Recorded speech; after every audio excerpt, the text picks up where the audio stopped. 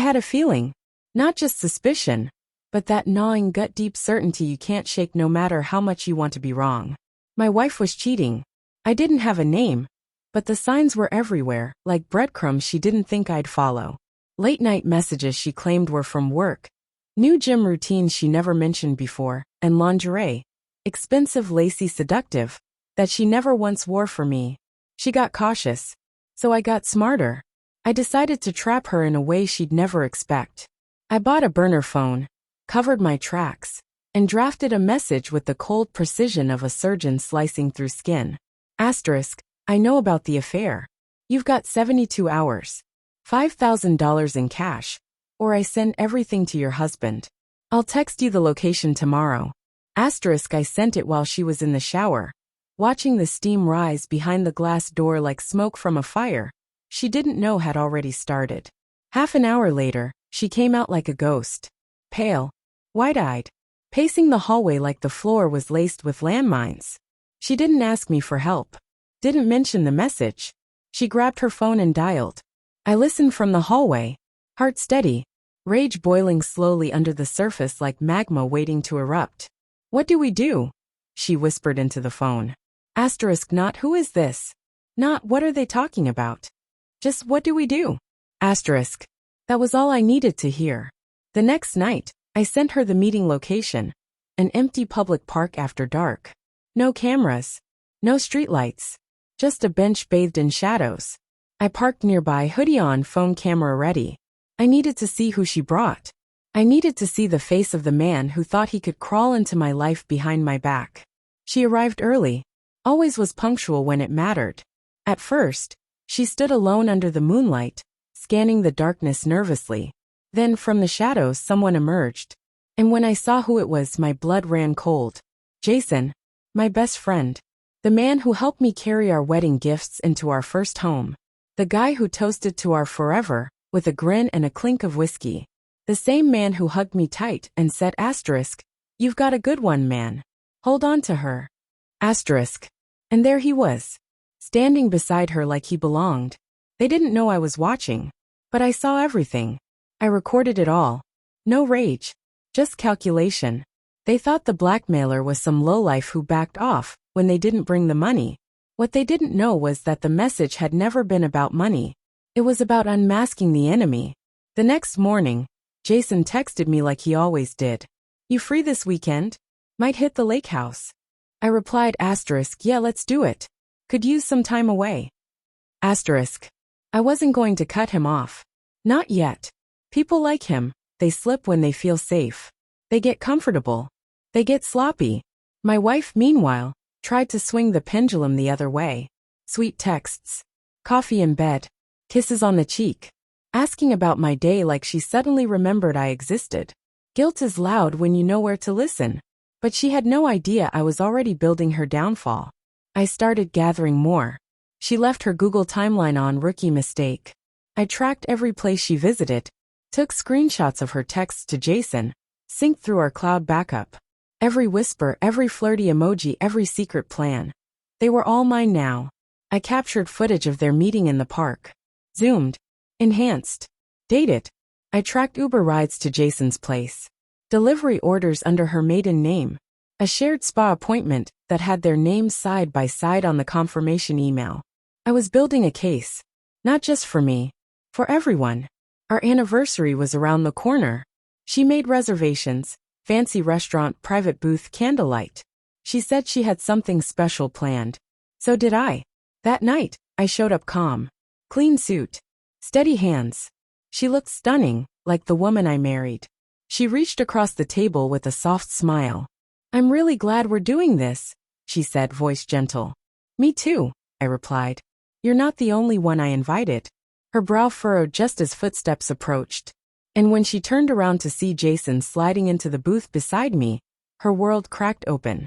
She went pale. He froze. I smiled. Just a little. Relax, I said.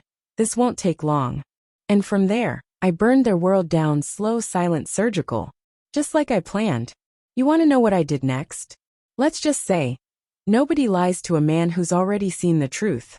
I figured since you two already shared so much behind my back, I said calmly. One more dinner together wouldn't hurt. They sat frozen. Not a word from either of them. Just the sound of their guilt echoing between clinks of silverware and soft restaurant jazz.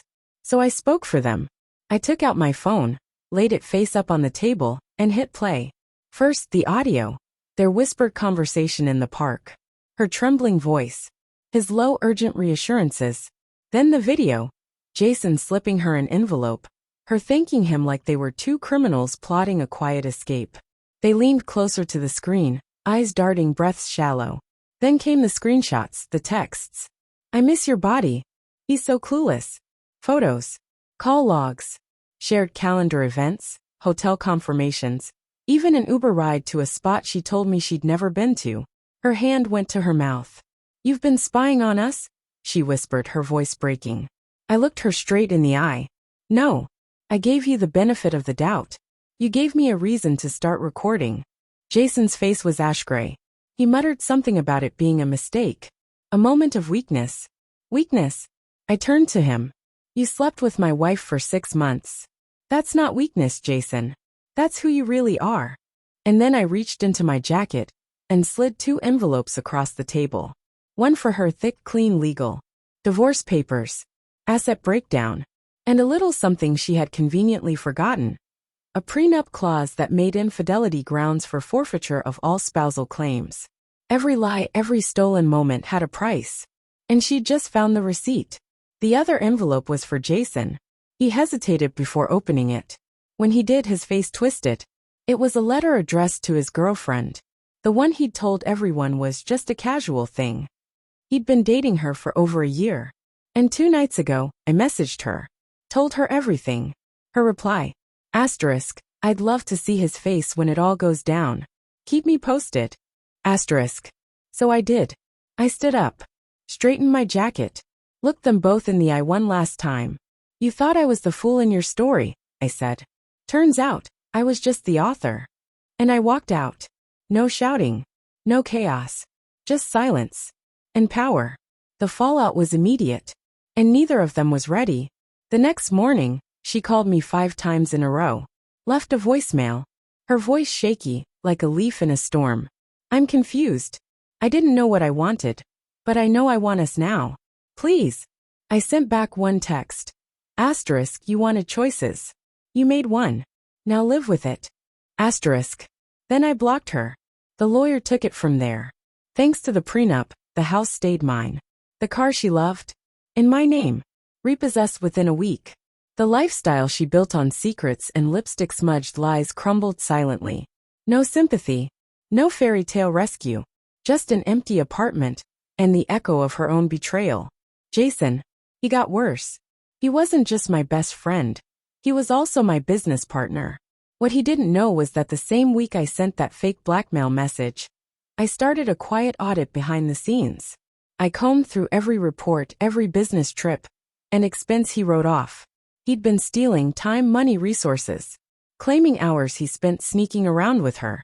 Billing the company for weekends at resorts and restaurants. My lawyer made it all very public. Misconduct. Fraud. Sleeping with his partner's wife. It didn't take long. Our board removed him. He lost his position, his shares, and any respect he had left in the industry. Clients dropped him like dead weight. His name became a whispered warning, not a recommendation. And then 2 months later, I got a message from a new number. Asterisk, you were right about everything. I ruined the one good thing I had. If you ever feel like talking, asterisk. I never replied. Because by then I wasn't angry. I wasn't heartbroken. I wasn't even interested. I was done. They both thought I was the soft one. The safe one. The one they could fool and forget. Turns out, I was the storm they never saw coming. Now it's your turn. Was the revenge justified? Or did I go too far? Drop your thoughts in the comments below. And if stories like this keep you hooked, don't just scroll. Hit that like button, subscribe, and share this tale of betrayal and justice with someone who needs to hear it. Because every story has a shadow, and every betrayal echoes louder in the silence that follows. Thanks for being part of Lauren's story, where truth burns brighter than any lie ever could.